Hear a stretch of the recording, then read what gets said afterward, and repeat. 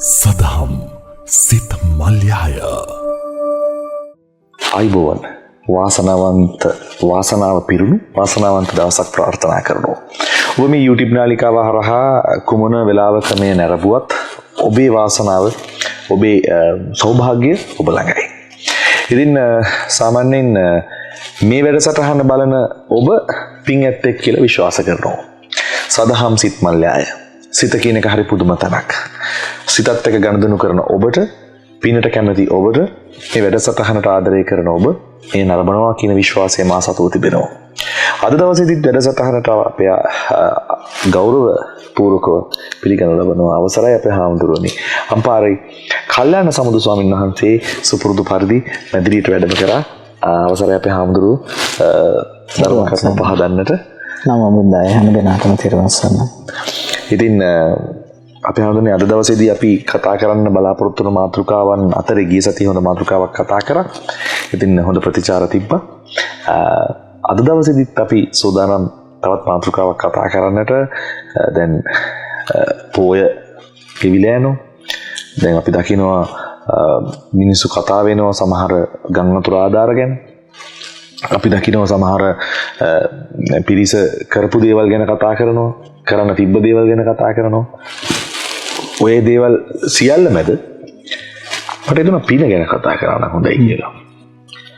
පිනක් කරන්නට ඕන පින ගැන යම් අවබෝධයක් තියාගෙන නේද අපි හාමුදුරුවනේ. ඔව්. අවබෝධයක් තියෙන්න ඕන. තිබුණොත් ඒක හොඳට මහත්ඵල මානසිකසල විතර කරගන්න පුළුවන්. මොකද ගොඩක් කට්ටිය පින් කරනවා කියන කරන්නම් වාලේ කරන පිරිසකුත් ඉන්නෝනේ. ඔව්. යහපත් දෙයක් කරොත් යහපත් විපාක තියෙනවා. ඒක නැත්තේ නෑ. අවබෝධයෙන් කරොත් විශාල හිතන්නේ තරම් මහත්ඵල කියන්නේ පින Tamanට වැඩි කරගන්න පුළුවන්. විපුල බවට පත් කරගන්න පුළුවන්. දැන් අපි ගත්තොත් දානයක් දෙනවා කියන කාරණාව ගන්නකො. අපිට බුදුරජාණන් වහන්සේ පෙන්වලා දීලා තියෙනවා මේ දානයක් මහත්ඵල මානසිකස කරන කර්ම. දැන් දාන දෙනවා තමන්ගේ අද්දකින් දෙනවා. තමන්ගේ අද්දකින් නොදී දාන දෙන්නත් පුළුවන් නේ. ඒ වෙනුවට ඒකට යොදවලා පිරිසක් මුදල් අපි එහෙම මොකක් විදියක් කොහොම හරි තමන්ට එහෙම කොයි විදියට දාන දෙන්නත් පින් රැස් වෙනවා. හැබැයි ඒ යහපත් සිතින් කොයි විදියට දානයක් නේක. ඊට පස්සේ බුදුරජාණන් දාලේ කාට දෙන්නත් පින් රැස් වෙන එහෙමත් තියෙනවා. හැබැයි තමන්ගේ අද්දකින් දෙන්න පුළුවන් කියන කාරණාව තුල පින මහත්ඵල මානසිකස කරනවා. ඒක තවම පින වැඩි කරන කරුණු තියෙනවා. මේ තමයි මේ සකස් කරලා දෙනවා කියන්නේ. ලස්සනට පිළිවෙලකට හදලා දැන් අත්හරින දෙයක් නේ. කැම්බීමක් වෙන්න පුළුවන්, අඳුමක් පැළඳුමක් වෙන්න පුළුවන්, තව මොකක් හරි කාට හරි පූජා කරන යාළුවෙට දෙන දෙයක් gift එකක් වෙන්න පුළුවන්, සංඝයා උත්සාහ කරන පිළිගරක් වෙන්න පුළුවන්. සකස් කරලා පූජා කරන්න පුළුවන්. ලස්සනට. හිත සතුටුයි. ඒකේ සකස් කිරීම වල පින් රැස් වෙනවා. ඒකට කොන කාරණා දෙකක් එකතු වුණා මේකට. මොකද මේ අත්හැරීම තමාසත් දෙයක් අනික් කෙනෙකුට දෙනකොට එකතු වෙන කර්ම. ඊළඟ කාරණේ තමයි ගෞරවයෙන් දෙන්න. සංඝේශා ගෞරවයෙන් දෙනවා. යාළුවෝ ඒ කියන්නේ අපි කියමු තමන්ට හිතවත් කෙනෙකුට දෙනවා. ගෞරවයෙන් දෙන්න පුළුවන්. හිත සතුටින්. ඊට පස්සේ පාරේ ඉන්න කෙනෙකුට දෙනවා. හැබැයි ඒකත් ගෞරවයෙන් නම් දෙන්නේ. එයාගේ රැස් වෙන පින බලවත් කරනවා. ඊට පස්සේ මේ බහැර නොකරන දෙයක් දෙන්න. ඒක වෙනවා. ඒ කියන්නේ අපි සාමාන්‍යයෙන් අනුභව කරලා ඉතුරු වෙන කෑමක් නොදී අපි නැවුම් විදිහට බහැර කරන දෙයක් කියලා කියන්නේ අපිට පාවිච්චියට ගන්න බෑ. එහෙනම් අපි දෙනවා. එහෙම නැතුව දෙනවා. දීම තමයි එයාගේ පින වර්ධනය කරන්නේ. අදුමත් පැමිණීමක් දෙන අලුත් එකක් දෙන්නවා. අපි අයින් කරන එකක් නෙවෙයි. කැම්බීමක් තියෙනවා අපිට දැන් ඒක කාල් ඉක්ුත් වෙලා හරි මොකක් හරි අපේ පාවිච්චිට ගන්න බෑනේ. ඒක දීම නෙවෙයි මේ කියන්නේ. තිබුණත් පාවිච්චිට ගන්න පුළුවන්. බහැර කරන දෙයක් නෙවෙයි. හැබැයි ඒක දෙනවා. ඒ වර්ධනය කරන කාර්ය හොඳ එකක් නේ. ඊළඟ කාරණාව කර්ම ඵල විශ්වාසය. මම මේ කරන දේ මට යහපත් විපාක තියෙනවා කියන අදහස. ඒ යහපත් විපාකයක් ලැබෙනවා නැවත මා කරා කියන විශ්වාසයෙන් දෙන එක. ඒක සම්පූර්ණ මේ මානසික දෙයක්. අපි හඳුනන මට ගැටලුවක් තියෙනවා.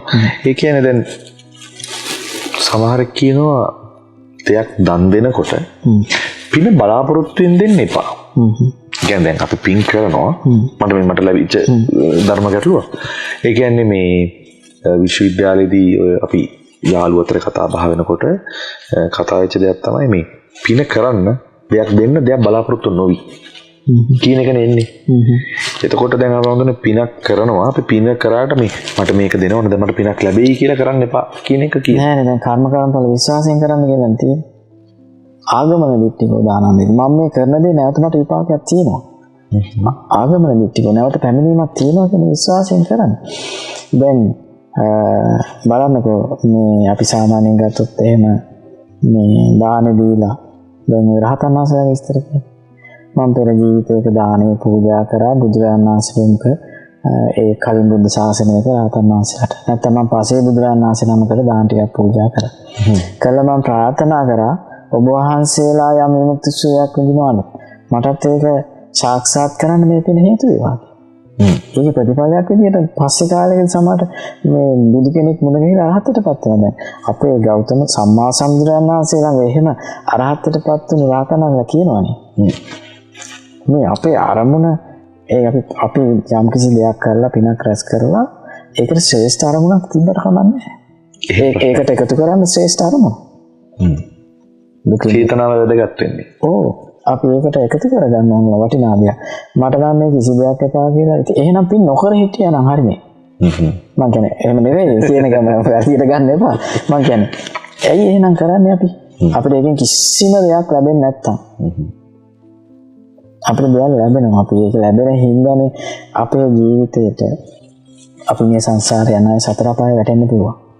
සතර පාය නොවැටි ඉන්න ධර්මය අවබෝධ කරනකම්.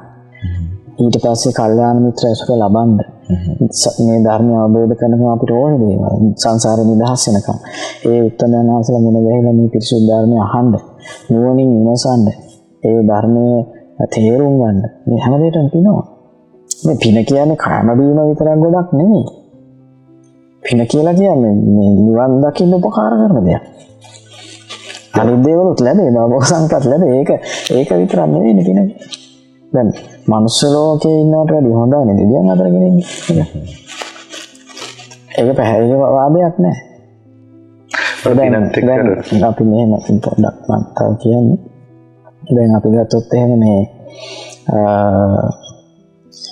පින කියන දේ තුලින් කියන පිනක් රැස් කරනකොට අපිට ඒකෙන් අපි කිසිම දෙයක් නැවත ලැබෙන්නේ නැත්තම් ඒකට ක්‍රියාව නිකන් ශූන්‍ය වෙනවනේ. ඒක දෙයක් තියෙනවා නේද කරන්නේ. පින කරන්නේ. බුදුරජාණන් මෙහෙම වදාළා වෙන බුද්ධ වචනය. පුඤ්ඤංචේ පුරිසෝ කෛරාතේත පුනප්පුන. කාමි චන්දං කෛරාත සුකෝ පුඤ්ඤ සුච්ච. පින් කරන කෙනා ආයය පින් කරන්න කියනවා. ඒ චන්දං කියන්නේ කැමැත්තක් ඇති කරන්න පින් කරන කෙනාට ආයය පින් කරගන්න හේතුව මේ සැපේ කියලා කියන්නේ පිනට. මම කලින් කිව්වා කැම්බිම ගොඩ කර කියලා නැත්තම් හිතන්නේ. ඒ කියන්නේ එහෙම නෙවෙයි. සමාධි, සමාපatti, ධ්‍යාන, විමෝක්ෂ, මග්ගඵල. මේවා උදා කරගන්න පින ඕන කියන්නේ. අරහත්ත්වයේ පසේ බුදු බව. සම්මා සම්බුදුරජාණන් වහන්සේ පවා සසරේ පායමේ පුරලා උපදාගත් විශාල පින් බලයක් එක්ක තමයි මේ සම්මා සම්බුද්ධත්වයට හිතන බෝධි මූලයේ වාඩි වෙන්නේ.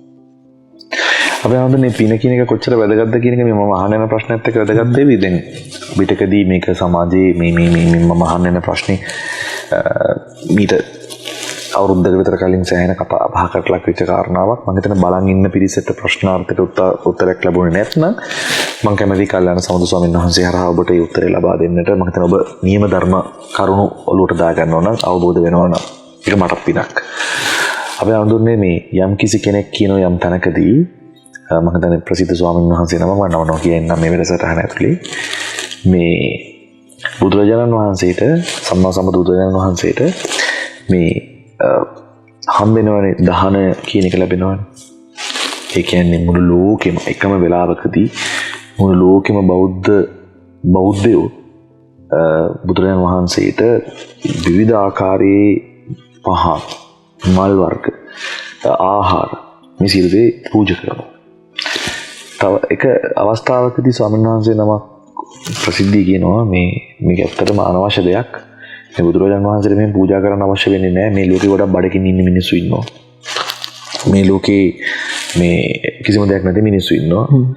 මේ කිසිම කියන්නේ මැටි වලින් හදන හෝ මේ රූප නිකම්ම රූපයකට නිකම්ම මේ පිළිමයකට අනිසි විදිහට මේ කෑම පූජා කරනවා කියලා. මේක ලොකු පවක් මම නම් පෞද්ගලිකව දකින එක ලොකු පවක් කර වචනයක් විදිහට. අපි ආවදන වහන්සේට මේ බලන් ඉන්න පිරිසට මේක පිළිබඳව ඇති දෙයක් දැනගන්නට. ඔව් දැන්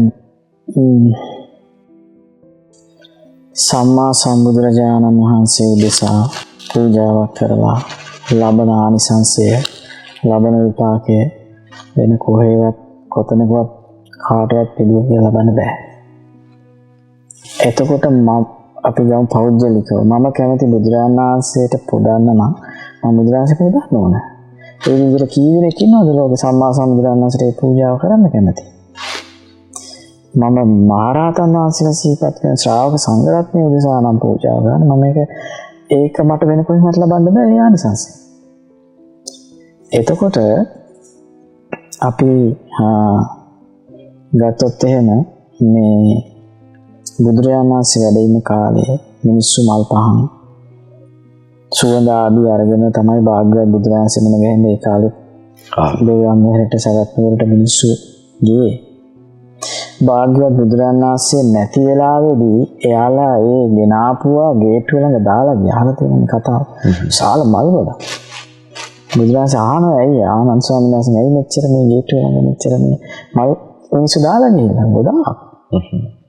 කිව්වා මේ භාග්‍යවතුන් වහන්සේ බෑ දකින්න ඉන්නේ බුදුරජාණන් වහන්සේ නැති නිසා එයා ඉතින් ඒක දැන් ගෙදර ගෙනියන්නේ බුදුරජාණන් භාග්‍යවත් බුදුරජාණන් වහන්සේත් නැහැ කියලා මෙතනින් දාලා යනවා. ඒ වෙලේ බුදුරජාණන් වදාලා එනත ආනන්ද ස්වාමීන් වහන්සේට කිව්වා බෝධීන් වහන්සේ රෝපණය කරන්න. ආනන්ද බෝධිය කියලා ගමනේ රෝපණය කරේ සවත්. ඒ බෝධීන් වහන්සේ රෝපණය කරේ භාග්‍යවත් බුදුරජාණන් වහන්සේ වැඩ ඉද්දිම බුදුරජාණන් වහන්සේ නැති වෙලාවට එන පිරිසට මේ සම්මා සම්බුදුරජාණන් වහන්සේ සිහි කරගෙන සම්මා සම්බුද්ධත්වයට සේවන සැලසූ බෝරජාණන් වහන්සේට පූජාව තිබෙනවා. එතකොට මේ මහ පොළොව කම්පා වෙනකන් දන් දුන්න. පාරමී පිරුවා කිසි කෙනෙකුට දෙන්න බැරි සියල්ල අත්හැරපු. තුන් ලෝකේ මාර්ග බුදුරජාණන් වහන්සේට ලැබෙන දේවල් එහෙම ඉතින් ඒවා අපිට හිතා ගන්න බෑ. ඒක කොහොමද ලැබෙන දෙයක්? සාය බුදුරජාණන් වහන්සේ සා කරන පූජාවට ලැබෙන ආනිසංසයක් ඒකත් අපිට ඒක අසම සමයි. බුදු කෙනෙක්ට විතරනේ බුදුරජාණන් සමාන වෙන්නේ. අග්‍ර වූ බුදුරජාණන්ට පහළ වෙන කෙනාට අග්‍ර විපාක ලැබෙනවා කියලා තියෙනවා. එතකොට මේ ඒක නිසා මේ ඊළඟ දේ තමයි මේ සම්මා සම්බුදුරජාණන් වහන්සේට ශ්‍රද්ධාව තියාගෙන ඒ පිටේ පැහැදිලිව පූජා කරන කෙනා ඉන්නවා නේද? එයා තමයි නැති බැරි කෙනාට දෙන්නේ. මොකද එයා පින දන්නවා, පිනේ වටිනාකම දන්නවා. එයාගේ හිත සතුටුයි එයා කරන දේ. ඕවා වැඩක් නැහැ කියන කෙනෙක් මම දන්නේ. ඒ කියන්නේ එහෙම තව කෙනෙකුට දෙනවද කියලා දැන් කියන්නේ වෙන කෙනෙකුට දෙන්න කියලානේ. එහෙම දෙනවද කියන තන්නේ තමයි ඊළඟට තියෙන්නේ. මොකද දෙන්නේ කොහොමත් දෙන කෙනා තමයි නේ. නොදෙන කෙනා කොහොමත් ඉතින් මොනාර කියනවනේ. ඉතින් ඔබට පැහැදිලි ඇති පින කියන්නේ මොන වගේ දෙයක්ද? පින් කරන්න ඕන මොන විදිහටද? ඒ පින තමන්ගේ ජීවිතයට ආරෝපණය කරගන්නට ඕන නිසි අවබෝධයත් එක්ක මොන විදිහටද කියන එක ඔබට අවබෝධයක් ඇති. අවබෝධයක් ලැබෙන්නට කියලා විශ්වාස කරනවා. අපේ අන්දර තවත් ප්‍රශ්නයක් තියෙනවා. දැන් අපි කියනවා මේ දෙමාපියන්ට උපස්ථාන කිරීමක් පිනක්නේ. දැන් මේක බුදුහාමුදුරුවෝ ගොඩක් කතා කරපු තැන් තියෙනවා. ගාථා තියෙනවා. ඒතර ධර්ම කතා තියෙනවා.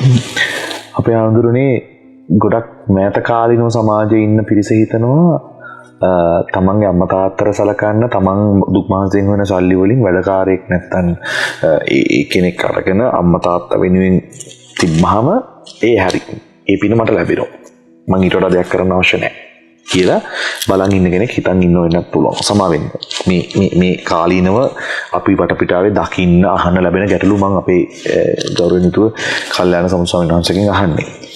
එතකොට අපේ ආඳුරනේ ඒක ඇත්තටම පිනක්ද? දැන් තමන් අම්මා තාත්තලා තමන්ගේ අත්දැකීම් සලකන්න පුළුවන්කම තියෙද්දි එහෙම නැත්නම් කොහෙන් හරි තමන් වැඩට කෙනෙක්ව ගෙනල්ලා අම්මගේ ගාව තියෙන තාත්තා ගාව තියෙන එක තමයි පින කියලා හිතන්නේ.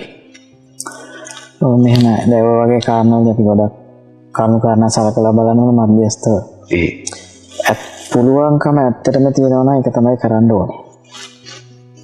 නමුත් එහෙම මොනියම් හේතුවක් ඉඳන් හරි බැරි නම් එතනදී ඊට අවශ්‍ය සියලුම පහසුකම් පුළුවන් උපරිමයෙන් ඉෂ්ට සිද්ධ කරන්න ඕන.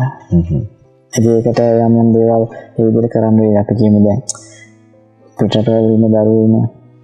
ඒතර යාට බෑනේ ඇත්තටම සමහරට අම්මා ළඟට එන්න මොනියම් හරි හිතින්ද බැරි වෙන්න පුළුවන්. තාත්තා ළඟට එන්න බැරි වෙන්න පුළුවන් නේ.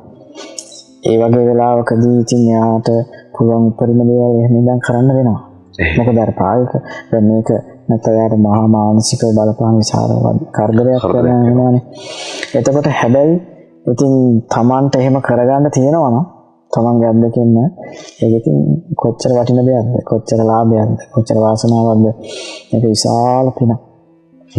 ඉතින් ඒක විදිහට ඉතින් අර විදිහට තමයි අපිට ඉතින් මේ සමහර වෙලාවක් එනවනේ දැන් මෙහෙම හිතමුකෝ සමහර දෙමව්පියෙක්ට ඇත්තටම හොඳටම සලකන්න පුළුවන් තැන ගෙදර නොවෙන්නත් පුළුවන්. ඒ අසනීප එතකොට ඉන්න අපි ගත්තත් ඒ තත්ත්වයන් යටතේ ඒ කන්ඩිෂන් තියෙනවානේ ඒක හොඳට ඒ බෙඩ් එක ට්‍රීට්මන්ට් ඒකට දෙන බෙහෙත් මේ හැම දෙයක්මත් එක්ක එයාට සමහර විට ඒක කරන්න පුළුවන් තැන වෙන තැනක් වෙන්න පුළුවන්.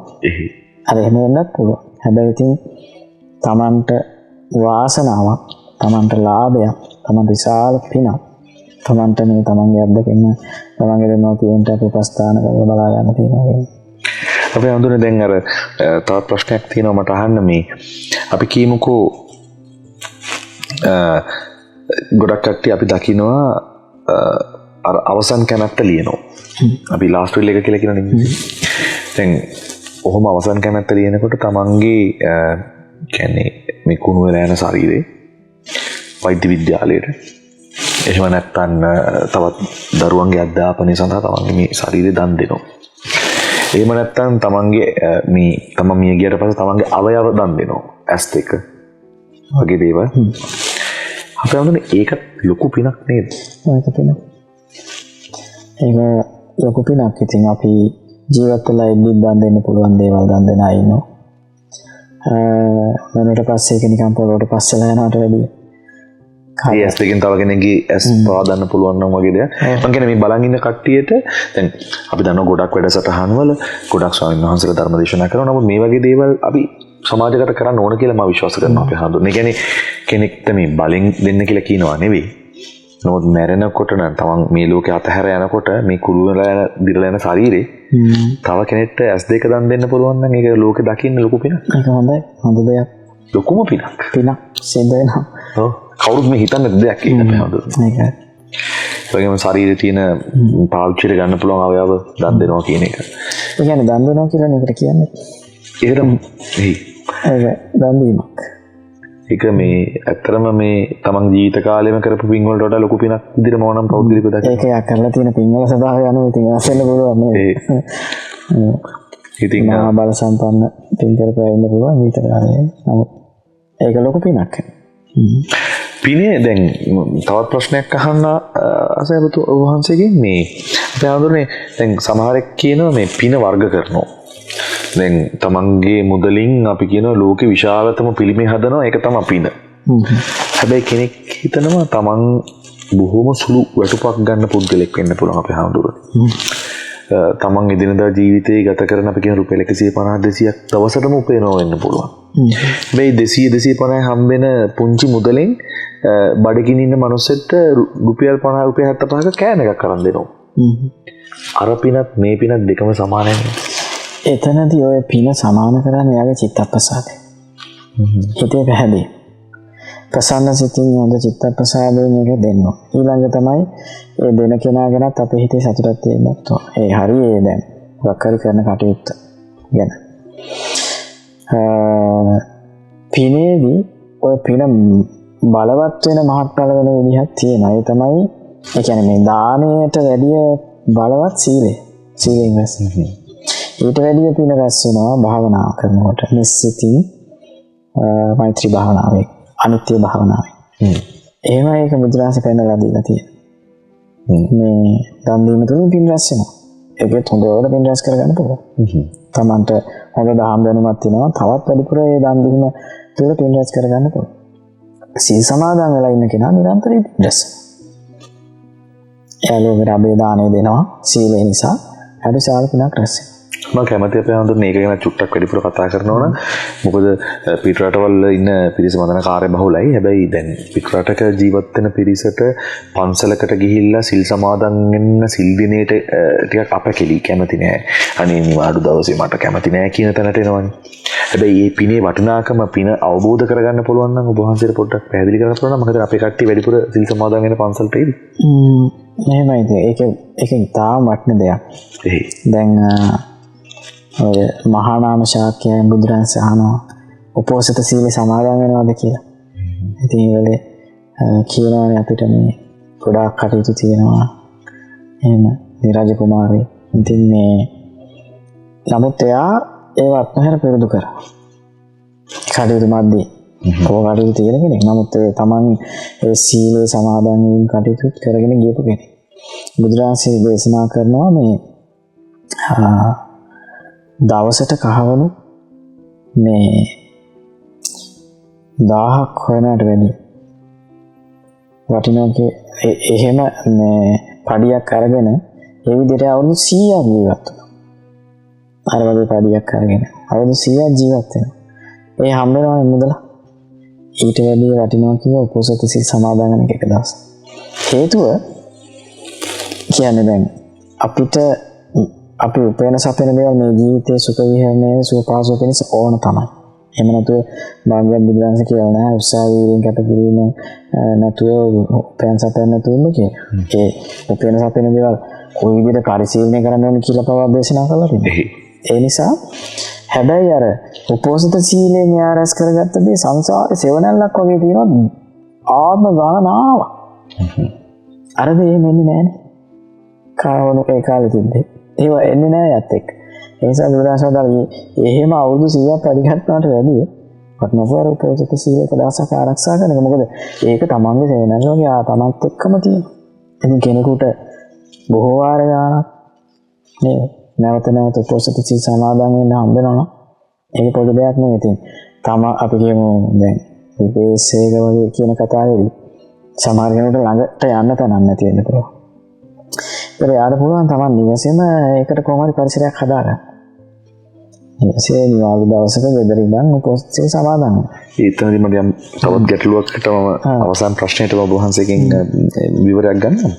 අපේ හඳුරන්නේ දැන් අර ගමයි පන්සලයි වෙලයි දාගබයි කියලානේ අපි කතා කරන්නේ. ගම ගැන. පන්සල කියලා කියන්නේ ගෙදරටම තියෙන ගෙදරත් එක්ක ගමේ තියෙන ගෙදරත් එක්ක ගමේ පන්සල ගොඩක් යාබදයි. අපි ගෙදරක සතුටක් ඇති වෙන කාරණාවක් දුකක් ඇති වෙන කාරණාවක් වුණත් අපි දුවන්නේ ඉස්සෙල්ලාම පන්සලේ ලොකු හම්බුරු හම්බ වෙන්නේ. එහෙම තමයි අපි ගම කියන එක නිර්මාණය වෙලා තියෙන්නේ. ඒතර ගමේ පන්සලේ උත්සවයක් තියෙනවා කිව්වහම ගමේ සියලු දෙනා එකමුත් වෙනවා.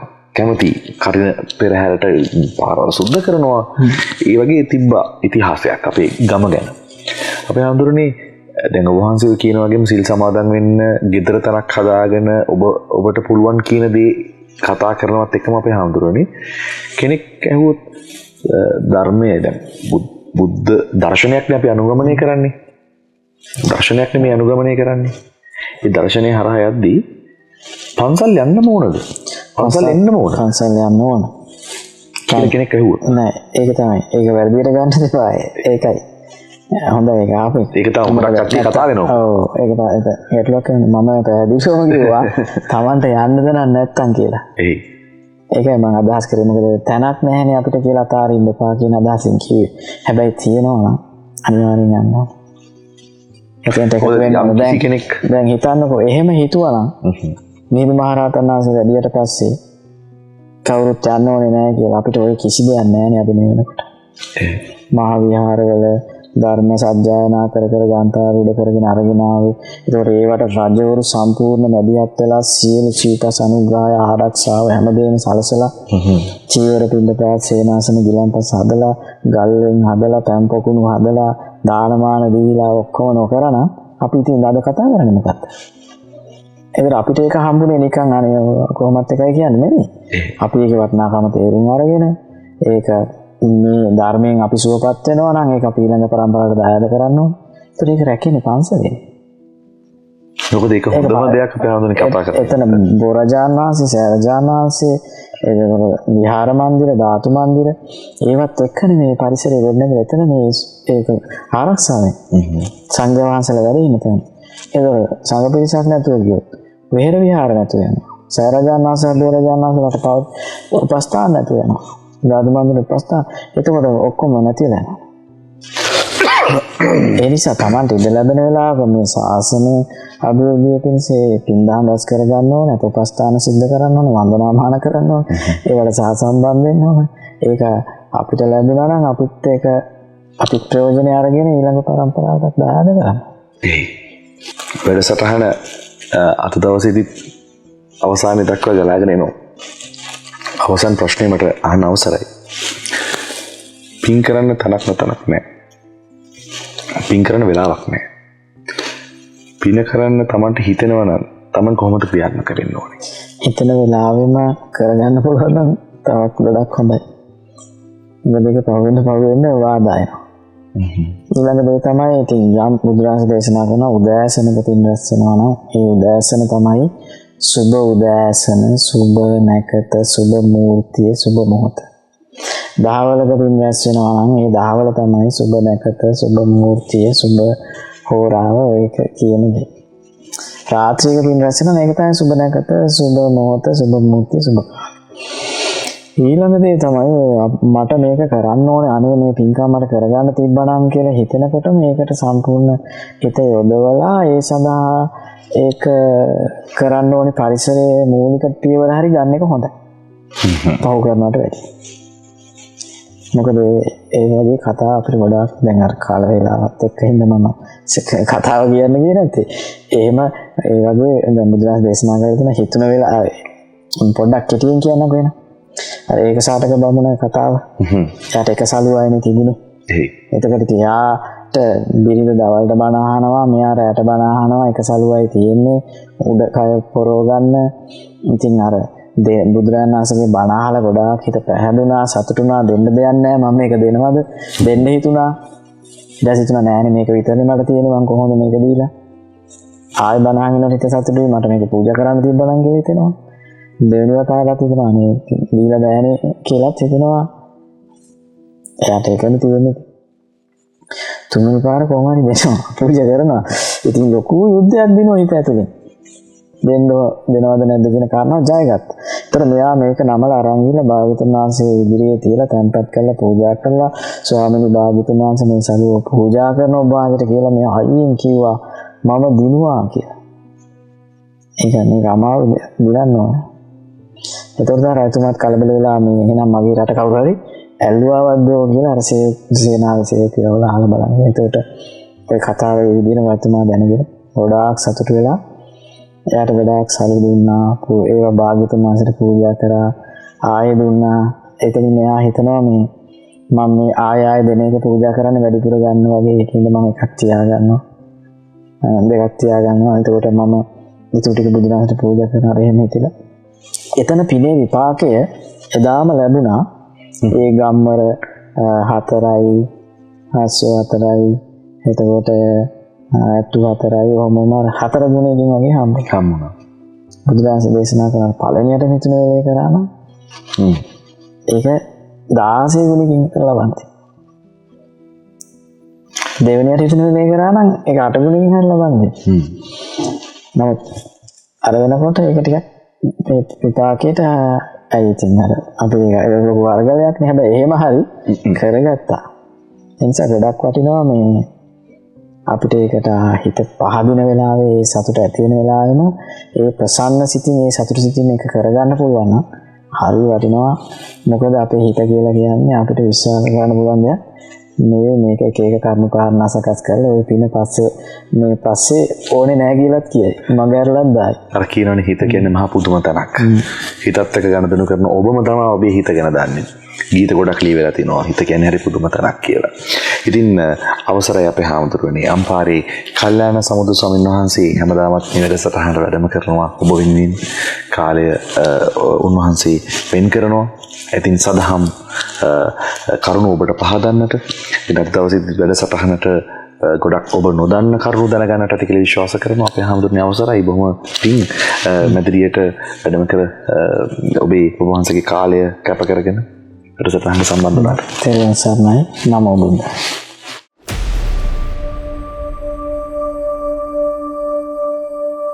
සදහම් සිත මල්යාය